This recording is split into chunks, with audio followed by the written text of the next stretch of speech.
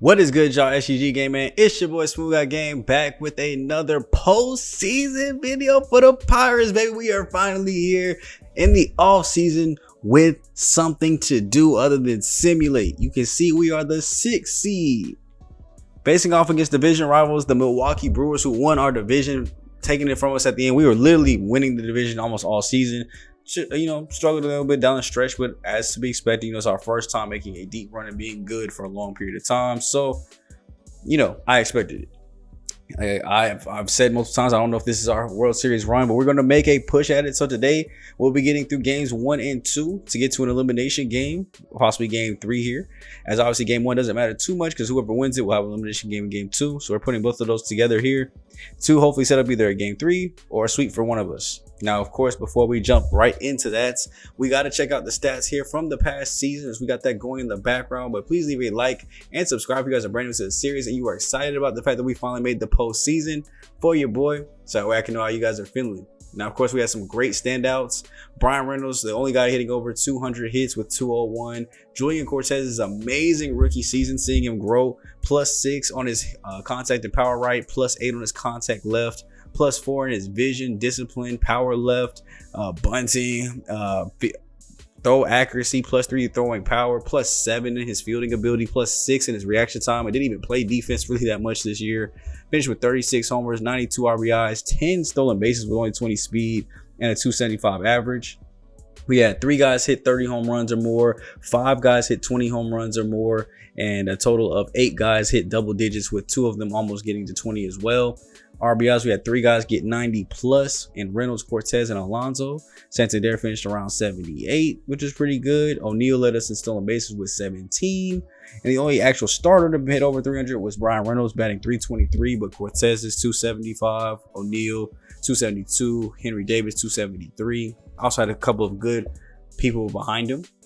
On base percentage, only had Reynolds above 350, but we had a couple guys around the 330, 340 mark too as well. Doubles, you see Brian Reynolds led with that with 35. Pete Crow with triples with 9. Although he had a down year, he did turn around there late at the end, finally getting up near the 200 marks yet again. WAR, Henry Davis at 3.8, Reynolds with a 3.7, and Ke'Bryan Hayes at 3.4 after struggling for what seemed like most of the season. That has to be mostly defensive based, I gotta say. Just like Brian Reynolds got to be mostly offensive based. Had a career year in a lot of his numbers. First time he got over 200 hits in his career. Only the third time he's had over a 300 average, and it was a career high. 29 home runs has ended up being a career high. 90 RBIs was almost there, but only the second time in his career, or third time in his career, that he hit 90 plus. Tying what he did back in 2021, and then just short of what he did in 2024. Had a very career year, kind of moving us forward. And then ISOs, we had 5 guys. Obviously, the guys that hit over 20 home runs have above a 200 ISO too as well. So shout out to all the batters. Now pitching, this is kind of what got us to this point in the postseason in the first place. You've got Jared Jones leading the way in wins with 15, only 7 L's. Jose Leclerc with 41 saves, 7 blown is what he ended up ending the season with. So more saves than last year, but more blown, or the same amount blown as last year in 2024 combined. So that's kind of a little worrisome. But a 1.87 ERA though too shows that the ERA was at least down. Less earned runs given up and more innings pitched, despite having more blown saves this year. So it was just kind of really one-off scenarios. Paul led in strikeouts, and it was the only one over 200. And we only had 1 pitcher above a 4 ERA, which was Paul as well. Not counting, obviously, the guys that called up in September. WHIP, only about 2 guys above a 1.5 with Jordan Hicks and Jose Hernandez. Quality starts compared to complete games, we had 21 for Mitch. Paul had 20 compared to 33 and 32 stars. Is pretty good. 17 for 32 for Jared Jones. Cortez 15 for 23 with his injury. Johan Oviedo 12 for 16. Only 4 starts that weren't quality is actually very good. And Marco Gonzalez was 3 for 4. Now, also the most impressive thing to me though is the 3 complete game shutouts that Mitch Keller had and 4 complete games total, and still didn't give up the most hits allowed on the squad with being 188, while Paul gave up over 200. So not giving up a whole lot of home runs or hits or runs. And then the WARs, only 2 guys above a 3 with Nestor Cortez and Paul Skeens. Also had very high walks per 9. Good strikeout per 9. The home runs per 9 are looking pretty good all across the board. Only 2 guys above a 1.5. FIPS, we do have a lot more of these in the 4s though, so a lot less in the 2s. Nestor Cortez, Paul, Jared Jones, only guys under 3. Jose Leclerc. Only guys that didn't get brought up late below the 4 range. So Jared Jones, very inconsistent season, but more wins and less losses this year. Slightly lower on the innings pitched. Hits went way down. Runs went way down. Home runs went down. Walks went up. Strikeouts barely reached up, but obviously if he had the same amount of innings, he probably would have went way up. So I got to tell him that the strikeout per 9 really improved this year. ERA and WHIP both got better, more complete or quality starts. 2 complete games this year, so not as many complete games. Still had a shutout this year. WAR went up. Then here goes the per 9 numbers. Ks, walks went up. FIP went down. Home run per 9 down. So like I said, overall productive season in the second year up. And then Paul here, same thing for him. More wins, this time more losses. Way more innings pitched, playing the full season up. So obviously everything basically is going to go up from this point. But at least the ERA went down and WHIP went down with more work to play. And from a 6 for 20 to a 20 for 32, I gotta say that's major improvements there as well. And then obviously his per 9s went in pretty good directions for playing a full season up with even a lower FIP rating with more innings pitched. Now from a team standpoint, batting average, we finished about middle of the league at 13th, which is pretty good compared to where we have been previously before at 261. So that's considerably gotten better, or consistently gotten better every year. Runs, still in the middle of the pack here with this, about 15th at 712. We move on forward to hits. I think offensively, best way to describe it is we were an average tier offense with a above average pitching rotation, because almost every single one of these stats you're going to see here on offense, we're about the average range in that middle third category. And almost everyone. Obviously the triples and home runs were in the top tier, tied for 8th, tied for 7th. But RBIs, runs scored, stolen bases, we were dead last in at 30th, but we also were second lowest in caught stealing. So we just weren't attempting to steal a lot of bases because we weren't getting a lot of singles and walks when we were getting on. There were extra base hits, there were home runs. Slugging percentage, we ended up finishing 10th with a 442. On base, we ended up finishing middle of the pack at 16th with a 327, which overall leads to what I would say is a pretty average offense. Defense, pretty average as well. Tied for 17th with 75. Errors, fielding percentages of being 18th. Obviously can't have no ties with that. But ERA, it looks like we do end up getting on top of this one. We were 7th in that. Tied for 4th in complete games with 7 of those. Saves, we end up finishing 10th. So at least in the top 10 with that too as well. Hits allowed, tied for 9th. Okay, that's where I kind of got nervous. Like, you know, we've been notorious for giving up a lot of hits with our rotation. So this year we really worked on getting that down, and we actually succeeded in doing that, and earned runs and home runs, tied for 5th in that. So going into the top 5 when that was progressively or historically been pretty bad for this team is very good. 8th in strikeouts, we was up there in walks per 9. Winning percentage, we ended up being the 9th best team in the league as far as wins and losses goes, which I'm pretty happy about. And now we can move on to our awards. So Matt Olson gets MVP with 54 homers, 140 RBIs, and batted well over 300, 331 at first base. That is at age 32 and still going up at 97 overall. That is amazing production there from the Braves. No wonder they were able to take that second wildcard spot late from us. CY Young goes to Yoshinobu Yamota, 18-5, 373 ERA, 197 strikeouts. Did very good for the Dodgers. Batting title goes to Corbin Carroll, batted 337, so not too much you can say about that. Reliever of the year, Joel Pompous, going to the division rival Brewers, but Jose Leclerc ended up finishing 3rd. I'll take that. 41 saves, 187 or 147 ERA.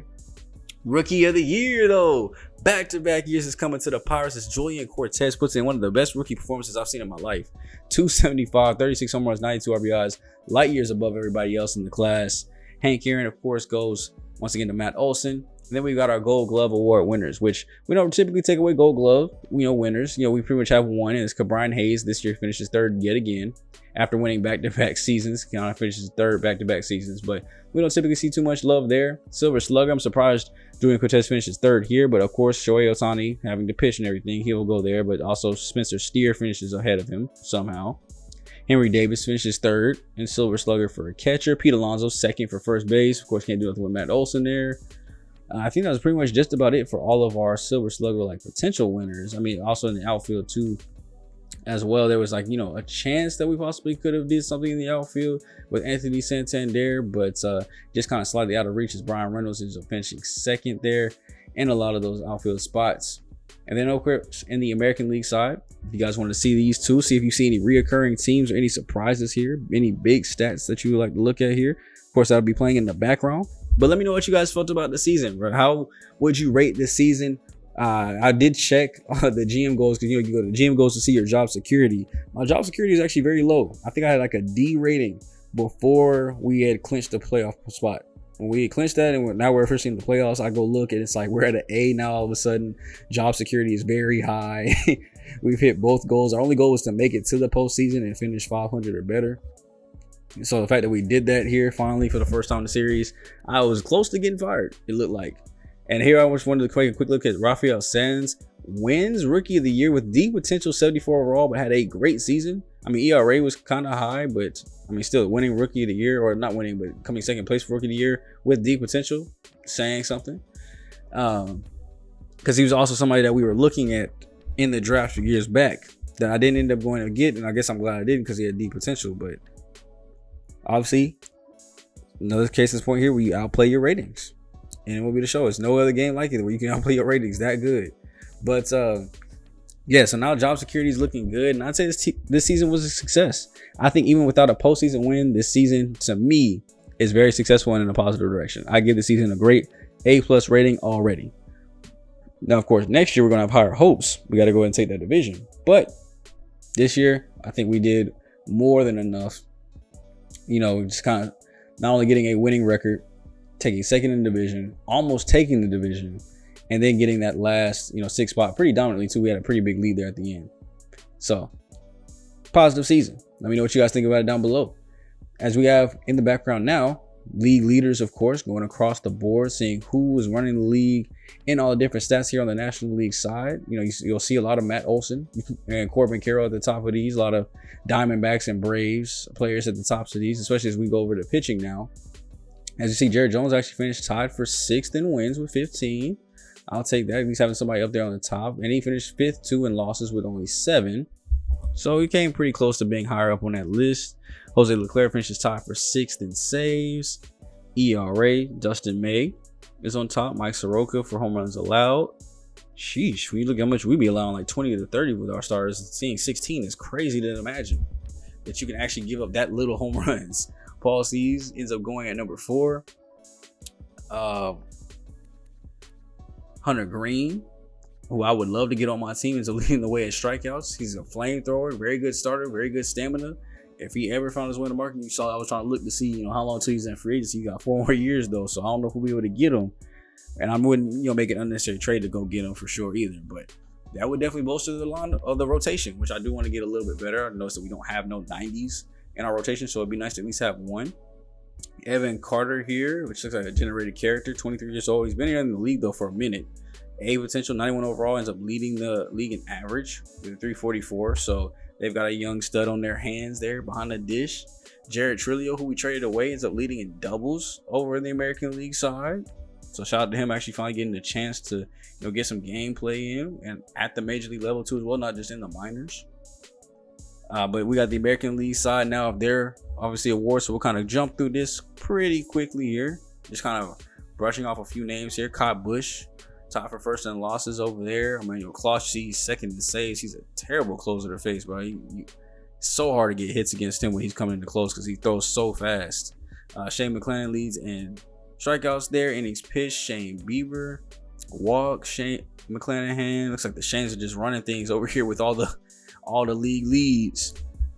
But that'll pretty much do it, man. And we're going to set the postseason roster, and we're not going to make any changes. Lineup will stay the same. Reynolds, Pete, Anthony, Julian, O'Neill, Rob, Cabrian, Armstrong, and Davis. All the way straight down like it was in the regular season.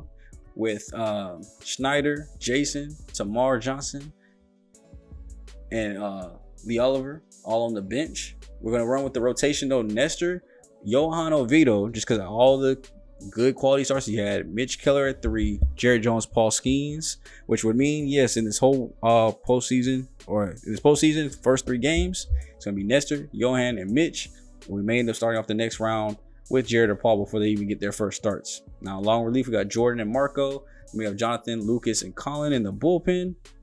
Matt Strom as our setup man. Jose Hernandez is still over there. And then Jose Leclerc. So going deeper with our bullpen. Not as deep necessarily with the rotation. We got plenty of days to rest in between series, so I don't feel like we'll need that much from our bench unit. Just have maybe, you know, obviously some speed a little bit over there, and then some guys that can come in and play some good defense if need be, or just to cover for an injury. Now, it is time to get into the World Series. I said World Series, the wild card round postseason play. I mean, it might as well be our World Series because we have low expectations, but we have to beat this Brewers team who actually won the season series against. I think it was 9-8. We only, or no, 7-6. We won the season series, I guess you can technically say, by 1 game against them. So, you know, I will take that. But here today, we need to come out on top. We're going to have at most 3 games to play against them. Whoever wins today will have tomorrow's an elimination game. If the opposite team wins tomorrow, then we'll be back in episode 28 for game 3 of this postseason. So, with all that being said, without further ado, I think it's time to go ahead and get into this wild card weekend as the Pirates and Brewers are set to face off in Milwaukee for just about the, 14th time this season.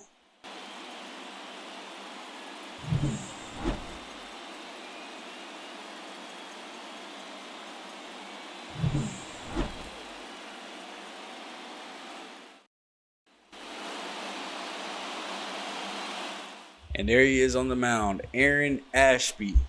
34 starts, 9-12 record. He has a 4.39 ERA, 1.48 WHIP, under 90 strikeouts. I mean, this is honestly surprising numbers to put forth for an ace in the series, but I'll take it.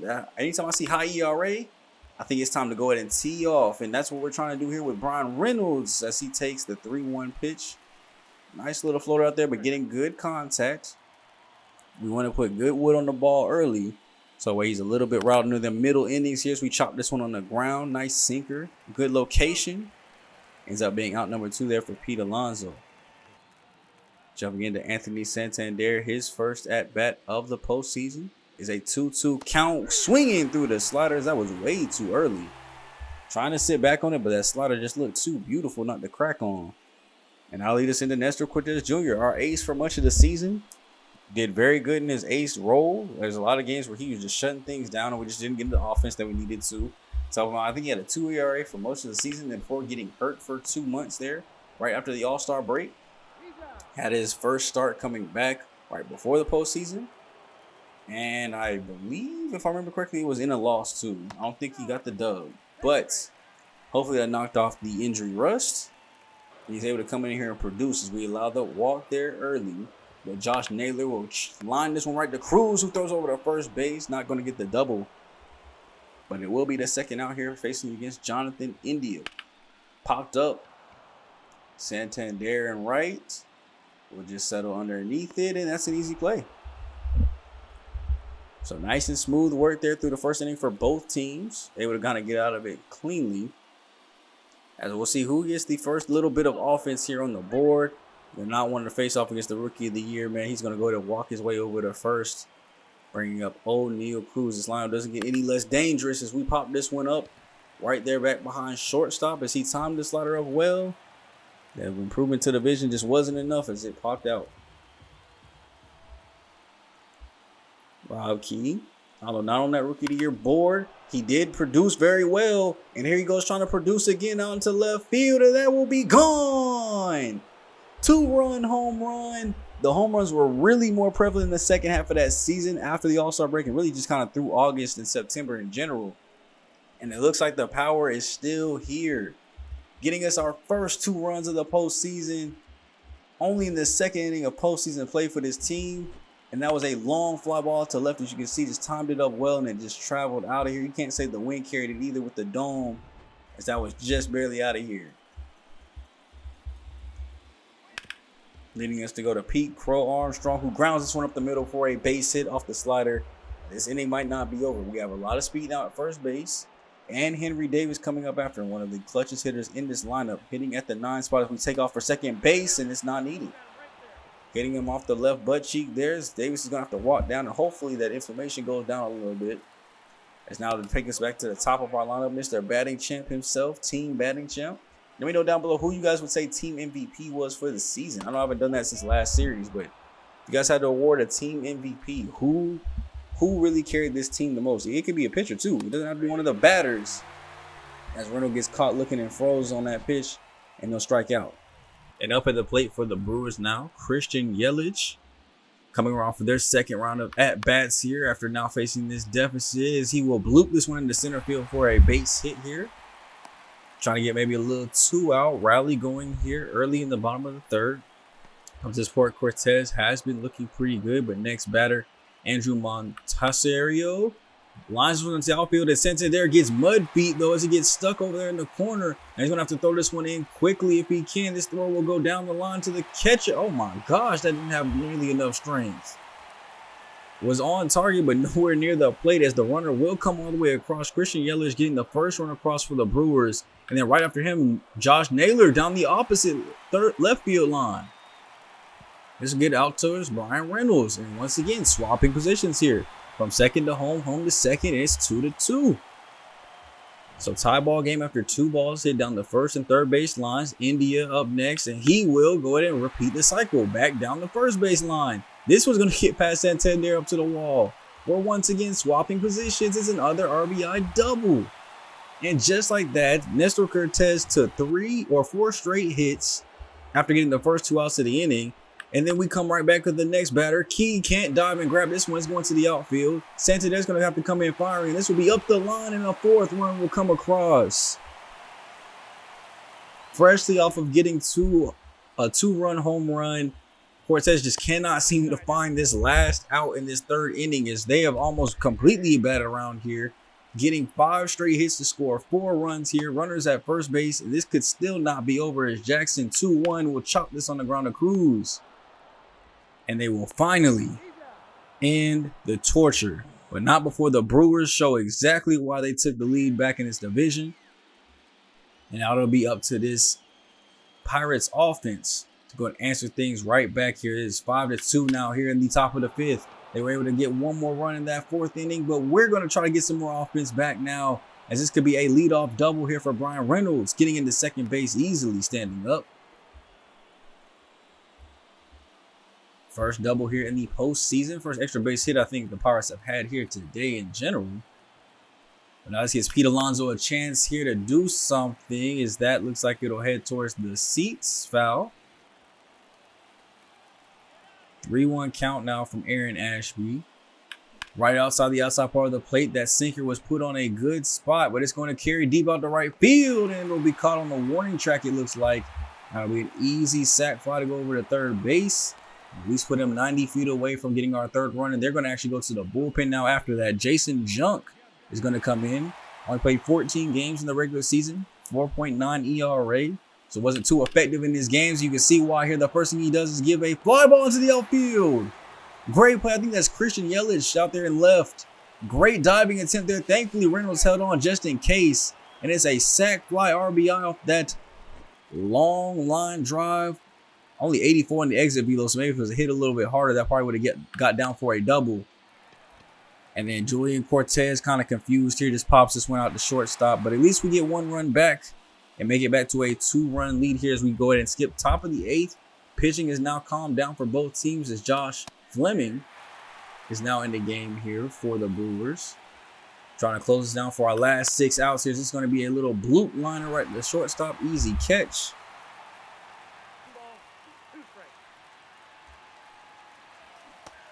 There goes Key, swing over the top of the screw curve. He'll go sit down as well. Brian Hayes up next, 0-1. Chops this one on the ground. Great range, but he's not able to pick it up. We'll take the break.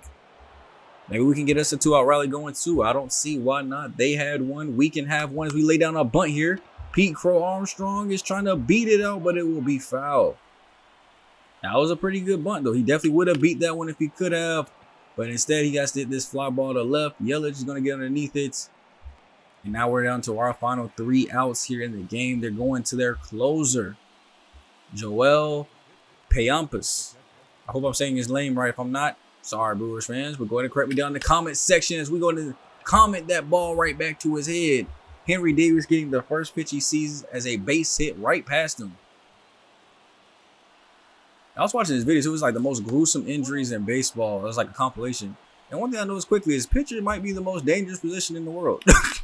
Like, I couldn't tell you how many times they were just getting drilled in the head here. If that's a ground ball that gets us down to our final. Hold on, we'll come right back to the drilling in the head in 1 second. Pause. as we got Pete Alonso up here with a chance to be the final out the Brewers need. And instead, he will take the 3-1 pitch and walk his way over to first, leaving it up to Anthony Santander. 1-2. That sinker was put in a decent location. Comes right back with a four-seamer right in his wheelhouse. He pulls it to right field, but that will be right underneath the right fielder. And the Brewers walk away with game 1. Very solid game from them all around. They're able to get the victory here today. This is a good opening series for them for the postseason. Not a great showing for us. I think we saw the offense kind of look a little cold. We saw the pitching obviously struggle early. I mean, 8 hits as a team, but we were not able to stack up the runs like they were. They were just getting back-to-back extra base hits is all it was. Those are singles. Maybe a different story here, but shout out to O'Neal Cruz being the only person with 2 hits. Santander and Cortez need to pick it up. Rob Key getting his first home run and the first home run of the postseason. Not only home runs in today's game, too, as well. As Cortez did not have a great start here today. Jordan Hicks came in and really kind of held it down for us. So we have to win game 2. This is now an elimination game for Milwaukee. We knew it would be an elimination game for somebody. But at the end of this, we're either going to have a game 3 or the Brewers are moving on to the next round of the postseason.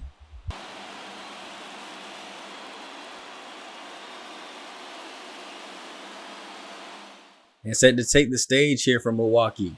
Their number 2 pitcher, DL Hall. Once again, a high ERA up in the 4s. Despite playing all his games, 9-8 record. So that's their 1 and 2 guys having 4 ERAs, and we are not able to take advantage while we put together, at least our best pitcher in the game 1. And in game 2, we should have Johan Oviedo. Although he, has struggled in the past, this year's had a very, very, very good season as a starter, especially in those spot reliefs of Nestor Cortez Jr. I think he filled in for somebody else too. I think it was it was Jared Jones was on him this time, or I think Jackson Wolf. So I mean, he's come in and become very good at his role, despite the injuries and having to come in and out of the lineup. But hopefully today he can hold his team. And really, we're hoping that the bats come back alive here as we start this game the same way we started the last one. A fly ball to right by Brian Reynolds. But yeah, back to what I was saying. Yeah, they almost really every single one of the injuries was a ball getting hit right back at the pitcher, either in his head or rib cage. And you got to think, I mean, some of these are coming off the bat harder than they're throwing them and straight at their body. Like, very little time to react, just like it's very little time for them to swing, as obviously we didn't do there to get the final out. Johan Oviedo, 16 starts this year, 3.11 ERA. When he was in there, 88 Ks, so not even reaching 100. So strikeout percentage is low, but he does get a lot of pitch to contact outs, which is great and what we're trying to see here today. But let me know down below, like, if you guys play baseball in real life, how afraid were you that a ball would come back to hit you? I know it's probably very rare, number-wise. But it's still the fact that that could happen, that would make me terrified to throw anything fast, low-key. But I guess, like, the slower you throw it, the, harder it'll come off the bat. So maybe you probably want to throw it as fast as possible. Then it might inspire you to hit triple digits.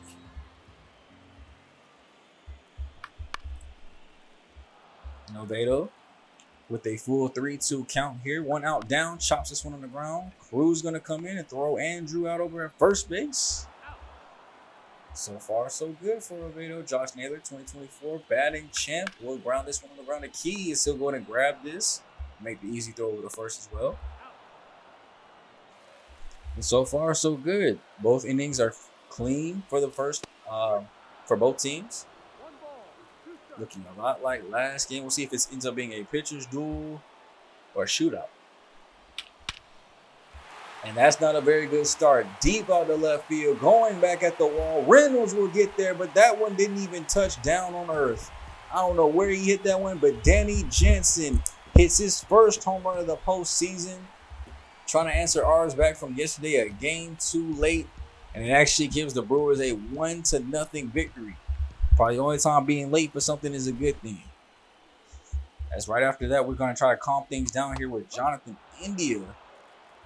Hopefully, we want to just retire him and just get out of this peacefully, but that will not happen either. Deep out the left field, almost the same spot. This one will actually touch earth, though, as that is in the upper deck still. Solo home run, Jonathan India. Now we get to see the slide. They've been doing that for years. I can't believe it's still around. That thing's still kicking, but I know I'd be terrified to do it low key. Got them water park slides. Got to make sure they stay up. But just as quickly as we were up 2-0 yesterday, they're up 2-0 now.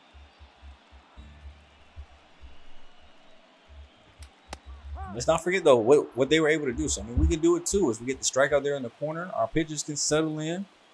And the offense can go in and start to take over here. Is Sal Fredlet. Going to ground and went over to third base. Easy play by Cabrian Hayes. Now we just need one more down here with Drew Waters. 3-0.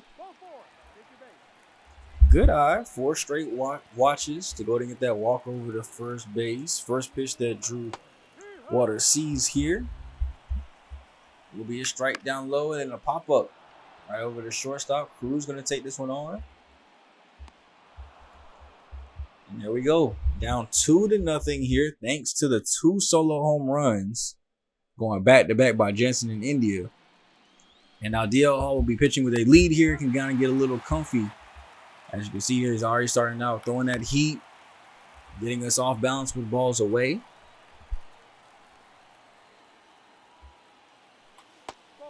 There we go. I love when they throw it just way far off and you can clearly tell even coming out of his hands about to be a ball. And hate when it's like that where it's like you got to swing because it's close because you know sometimes you're going to miss. That'll be strikeout number 1 in the inning. Center field. Not able to bloop that one down. Reynolds will be retired too as well. And then now Pete Alonso 2-1. Lines is running over to second base. Not able to make anything shake. So still no offense here going through 3. There will still be 2-0 Brewers. Now we're going bottom 4. So Oviedo has started to calm down here a little bit. Gets another pop up here. This time Jansen not hitting a home run, but instead going to sit in the dugout. India. Let's hope that we have the same fate here. Yesterday was only 1 for 3. Let's only have a 1-hit day again here today. But this is going deep to left center field. Might as well not even run after it as that's in the bullpen. Solo home run, Jonathan India. His 2nd of the postseason already. Another slide going down. Could not watch the replay on that one that time. That was just crazy how we were able to let that happen. Then we have a crazy diving tip here. I don't know why. For whatever reason, it would not let me switch off third base. But they get a base hit right after it. And then we get a liner right over to Alonso who will glove it. Handle the double play himself. 3 unassisted DP. Probably you got to pause that. But he's able to go ahead and get the double play that we need to combat Jonathan India's solo home run. Now let's just get some O so we can go ahead and make this comeback happen.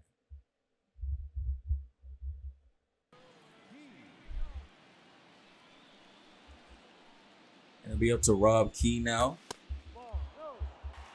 He did hit the home runs this day. I mean, you can get a little home run rally started here for us. I wouldn't be mad at it. But of course, I'm going to be mad at that little pop-up, that little baby dribbler out to this shallow left field, right field. DL Hall's been doing this thing here in this game so far. I mean, 5 innings of work so far. Pitch count seeming pretty low at 54. Has not yet given up too much to us. But that's going to be a ball that gets down in the gap. And we're able to go ahead and at least get a base hit out of it. No double.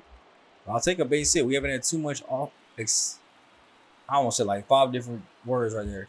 Too much excitement on offense. Pete. Left. Shallow. Glove. Not able to make anything shake with that one either, so I'll be retired. Is there anything that we can do here to possibly keep this thing going? Henry Davis 0 for 1 on the days. That's going to be outside. Slider not making much work there here. Top of the 5th, 2-1. Chop this one on the ground right over third base. Throw go to second, and they got him. Just like that, everything is out of whack yet again. It's still down 3-0.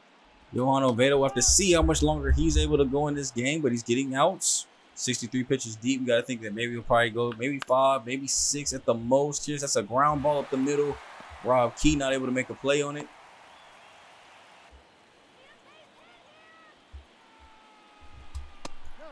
Stealing off for second base, and he's going to be there in time. So not only a base hit, but he's at second base too. And then right after, he's going to take off for third. That pitch is going to be taken. The throw down will be not in time. Or should I say just not accurate, as that ball was way up in the right hemisphere when it needed to be bottom left. And because of that, this little bloop base hit over the key, although he's able to get it, throw over the first, and he's not going to even get him either. It's an RBI infield base hits. And it is now 4-0 Brewers, and we're still struggling to get on the board here. Is where you'll finally get this double play by Cruz to end the 5th inning. So Oviedo, not a very good start either. He'll probably just be on that short lease of just 5 innings of work. As we actually jump to the top of the 8th inning here, trying to get more offense here to work. We only have 4 hits on the day, let alone the 4 runs that they have. You see, we have the same amount of people left on base. We have had 5 guys left on base, but have not been able to score anybody just yet. Is DL Hall actually going for a complete game shutout here possibly, and we're finally getting to him here. That's 2 back-to-back hits into the outfield. And we're up near the top of our lineup where our RBI getters are at. Pete Alonso 0 for 3 on the day. But with the tiring Hall, we might see a mistake pitch or two. Good timing on that one, just fouled it back.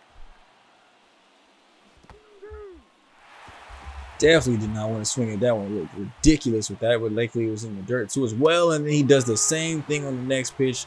He just could not hold up on that swing. And shockingly enough, even after a strikeout, they're actually going to go to their bullpen.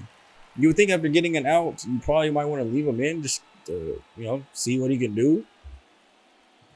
But I guess with a 4-run lead, Santander does hit bombs as well, and so does basically everybody's after Cortez and Cruz. So going with a new reliever here, Brees Wilson will make Santander hit from his left side yet again. 4-0 game. Fly ball going out to right center field. Not even close to the warning track, but we should have room to at least move the runner up as Henry Davis will go ahead and go over towards third base. That throw was on the money. If he had been any slower, that might would have got him. Trero showing off the good defensive ability in center field. And then Julian Cortez with runners at the corners. 2 outs. That'll be a slider upstairs in the zone. That's going to go deep back towards the wall, and it'll hit up against it. 1 run will come around. Brian Reynolds acting like he's going to go home. He's going to turn around and go back, but he might have went too far. The throw nails him. Who knows how much longer that inning could have went had he not tried to be risky like that. But unfortunately, we're only able to get the 1 out of it. It's 4-1 here now, as we're going right back to our pitching to see if we can hold this. Marco Gonzalez ends up coming in to try to basically finish this out. Basically kind of 2 starts here on those 2 fronts.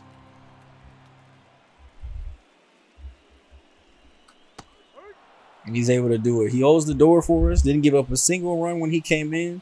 It's still 4-1, but there goes Joel coming right back out again because it's closing time. This time it's against our 5, 6, and 7 hitters, which I'm not too thrilled about, but at least Cruz might be able to get something started here for us possibly.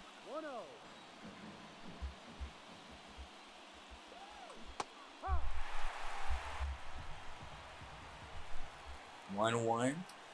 Still watching. We'll try and wait for a good pitch here to hit. 1-2. We'll let that one slide as well. Is that a red? I thought that said Reds. I thought that was the Reds logo. I thought my man had enemy team colors on, or enemy team merch on. Full count now. 3-2. Swings over the top of the circle. Changes. That could have been ball 4 if he had been more patient. And instead of having a runner on first, no outs, it's 1 out for Rob Key. He swings through the slider in on the hands. So everybody's just looking straight ridiculous right now.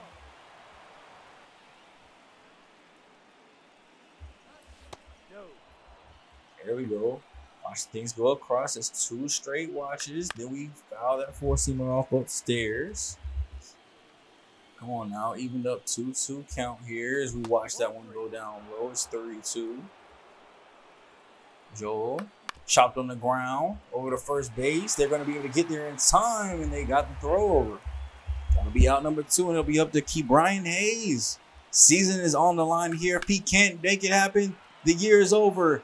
That pop-up will go deep to left field. He's underneath it, and that is your ball game in series. Milwaukee walks away with the dub. They defeat the Pittsburgh Pirates. Another win against the division rivals. Got to feel good, especially after losing the season series to us. They take the division from our hands last minute and then eliminate us and ruin our season in a, what I would say, at least a dominating fashion. You seem like no matter what we did, hitting-wise, pitching-wise, it was not working. even when we were timing up the ball well, it just looked like it was just not our time to go to get these hits. So unfortunately, the Brewers able to go ahead and come away with their victory here. I mean, it doesn't help when you allow those home runs early, kind of hit morale pretty quick. Kind of, if there's ever a time where I feel like morale was running a team, it was these games right here. Coming off of L and back-to-back jacks in the early innings before you're able to even score any runs. Yeah, it was this type of game. But, hey, it was a successful season overall. I didn't think we were winning a World Series anyway. I'm surprised we even made it here in the first place. It sucks to go out to a division rival, though. I think it was probably was more mad about than anything. But Johan Oviedo, 5 innings, 4 hits, 4 Ks, 7 hits as a squad. Shout out to 3 by Cabrian Hayes. It just could not go 4 for 4 there for us. That's the only thing. Got a double. Oviedo, 5 innings. Marco Gonzalez, the other 3. And basically here, we'll just kind of finish out the rest of the postseason. As you can see, Milwaukee moved on to play Philadelphia. The Dodgers won over Atlanta to play Arizona. On the other side, Seattle beat Minnesota 2-1, and then the Angels beat Baltimore 2-0 to sweep them up real quick and move on to the next round. So we'll watch from Milwaukee's standpoint here as they have the Philadelphia Phillies, and they lose. Oh, going to a game 5 here. It's a 2-2 score, and they actually lose the series. Good. I didn't want to see them keep going anyway. Keep going a little bit further. So the Dodgers actually beat Arizona, upsetting them. They're at 1-0 over Philly right now. On the other side, you got the Rangers beating the Angels, and then the Orioles beating the Mariners like they should have. Orioles doing it in sweet fashion. So let's go ahead and watch the LA Dodgers. Why not watch my Cali team? See if they can put in work here. Up 3-2, coming back on the road. Going to a game 7, and they're able to go ahead and complete it. And after their game 7, they're going to go ahead and play in the World Series, the Cleveland Guardians, who also win in 7. And now we just want to see who wins the World Series here as it's up 3-1 here on the road. They decided to go ahead and take it there. I was going to let it go back home so we could just watch the game if possible. So I was going to simulate that one, but they ended up winning it there. Obviously, it would be kind of a spoiler. If I ended the video there, you guys saw that we were back in LA, that would have showed what happened. But, or if I played it, showed it in Cleveland, it would show what happened. But World Series MVP goes to Shohei Ohtani, batting .381, 3 home runs. Obviously, they're not going to show postseason stats here, unfortunately, but 3 home runs, 9 RBIs. I wasn't sure what he did pitching-wise. That's what I was really looking for. He also won postseason MVP too as well, which he's done each of the last 3 seasons for the National League. 275 average, 9 home runs, 24 RBIs through the whole postseason. Mookie Betts right behind him, hitting .333 at least, but 24 RBIs in the postseason is crazy. 9 home runs. He's going on a tear. And then if you look at the American League side, Steven Kwan ends up getting the American League postseason MVP, batting .426, 7 RBIs. Not too bad. Didn't have any home runs though, like Jose Ramirez with 3 home and 11 RBIs, but batted over 400. I wonder how many at bats he ended up having though. Now, of course, the year is over now. It's time to sign a new contract because our 3-year window is up, and we have 5 offers actually. Minnesota Twins, the St. Louis Cardinals in the division, the San Diego Padres want us to take down the Dodgers and the Mariners. Of course, we're going to stay here with the Pirates because that's what the series is, but it is fun to think that maybe our team doesn't even offer us a contract back. That would be crazy one year and have to switch teams. We do have 2 guys retiring here just due to one guy retiring, Clifford Reyes, due to his ability because he's a D potential 59 overall. So he's out of here. Didn't really see anybody else in the division kind of that was big name going out as far as free agents. Or was Chapman, who was on the team to start the series off. He's going to go ahead and retire at 58 years old or 40 years old, 58 overall. Just kind of looking through any other people here that might be known. Not too many here as we're starting to run out of those types of players. So we'll go ahead and exit out. No Hall of Fame inductees, and that'll lead us into the offseason, man. We have no coaches to re-sign, only 2 exclusive free agents, and then it'll be time for arbitration, our other free agents, and the actual free agency period. So if you guys are ready for that, you guys are ready for another offseason in which we try to retool this team and get our last couple of key pieces. I already have in mind what I think we need to fix this team, and I'm going to give you guys a hint. It's low-key not our lineup. That's all I'm going to say. So catch you guys in the next episode. Make sure you guys show some love, like, comment, subscribe, be aware of the video if you guys enjoyed it. I really love the support that you guys give. It means the world to me. And let me know what you guys want to see more from this series. I'll catch you guys in the next one. I'm going for the day. Later.